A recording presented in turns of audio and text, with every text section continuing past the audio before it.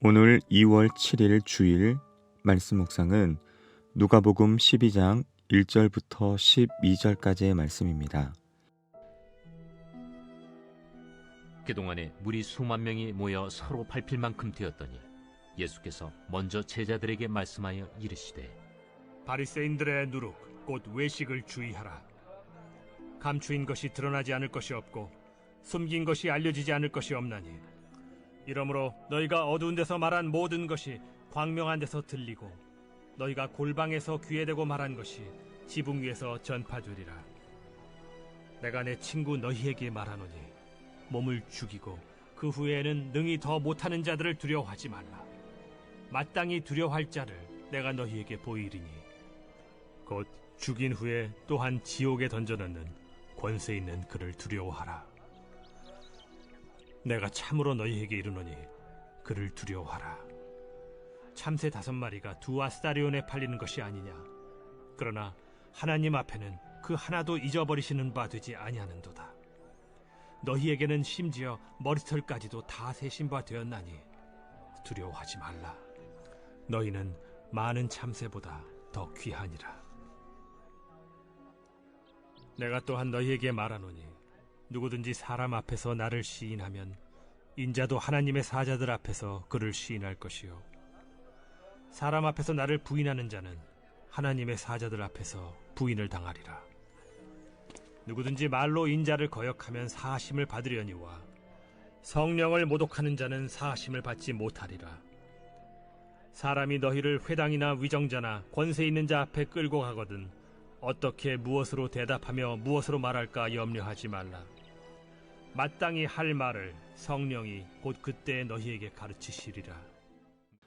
본문은 위기에 직면했을 때의 깨어 있음이라는 주제의 틀 안에 몇 가지 주제가 들어 있습니다. 바리새인들과 서기관들은 율법과 관련된 예수님의 행위를 조사하는 수준에 더 이상 만족하지 않고 선제적으로 공격할 것입니다. 예수님의 운명은 제자들이 겪게 될 운명입니다. 그래서 본문에서 예수님은 핍박을 겪게 될 제자들이 취해야 할 태도를 가르치십니다. 예수님은 현재의 핍박과 종말론적 위기를 연결하고 있습니다. 이제 신실하고 당당한 그리스도인을 소망하며 라는 말씀의 제목으로 은혜를 나누길 원합니다. 밤에 켜놓은 수많은 십자가는 교회가 세상을 잠식한 듯 생각하게 하지만 해가 뜨면 단지 세상의 일부임을 직시하게 합니다. 세상은 교회의 외침에 아랑곳하지 않고 자기의 위세를 떨칩니다. 어떻게 하면 세상에 기죽지 않고 당당하게 그리고 계속해서 신실하게 살아갈 수 있겠습니까? 3가지로 살펴보길 원합니다. 첫째는 순전한 삶을 살라라는 것입니다. 제자들에게 하신 예수님의 첫 말씀은 바리새인의 위선을 조심하라는 것이었습니다. 바리새인처럼 겉과 속이 다른 채 외식하며 살아서는 안 되는 것입니다. 왜 외식을 하는 것입니까? 두렵기 때문입니다. 세상에서 인정받지 못할까봐, 내 권력과 지위를 잃어버릴까봐, 평판이 실추될까봐 두려운 것입니다. 하지만 진짜 두려워해야 할 것은 내 육신의 안전을 위협하는 것들이 아닙니다. 우리는 하나님을 두려워해야 합니다. 하나님을 신뢰한다면 가장 안전한 것입니다. 하지만 하나님을 멀리한다면 그것은 가장 위태로운 것이 되는 것입니다. 혼자 있는 대중 앞에 있는 자신이나 타인에게 예수 제자로서의 정체성에 합당하게 사는 것입니다. 주님에 대한 신실함이자 세상 비난에 맞선 자신감의 이유가 되는 것입니다.